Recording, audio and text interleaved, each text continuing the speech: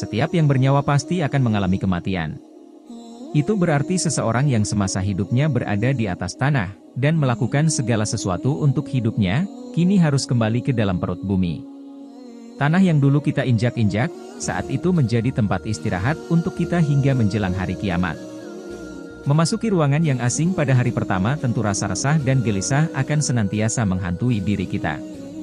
Apalagi, kita tahu bahwa di dalam tanah itu penuh dengan hewan-hewan yang tidak bersahabat baik dengan manusia, juga suasana yang gelap dan pengap semakin menambah ketidaknyamanan.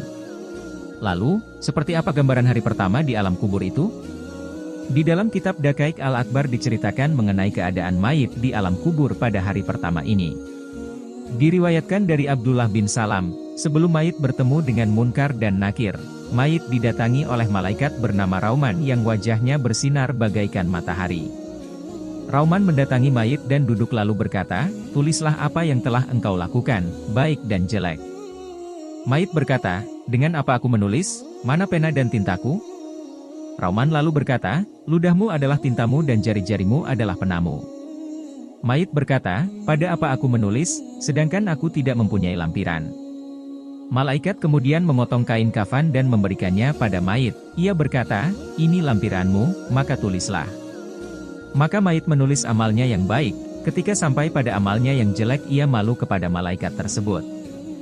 Malaikat langsung berkata, "Wahai orang yang salah, kenapa kamu tidak malu kepada Zat yang menciptakan kamu ketika kamu melakukannya di dunia dan sekarang kamu malu kepadaku?" Malaikat kemudian mengangkat batang kayu lalu memukulnya. Mayit berkata, "Bangkitkan aku sehingga aku menulisnya." Kemudian ia menulis semua amal baik dan jeleknya. Malaikat Rauman lalu menyuruhnya agar melipat dan mengecapnya, kemudian mayit itu melipatnya dan berkata, "Dengan apa aku mengecapnya, sedangkan aku tidak punya cap?" Malaikat berkata, "Caplah dengan kukumu." Maka ia mengecapnya dengan kukunya dan sungguh beruntunglah bagi mereka yang selama hidup di dunia senantiasa mengingat Allah dalam setiap aktivitasnya. Ketika hendak berbuat maksiat maka ia bersegera beristighfar dan kemudian kembali mengingat Allah.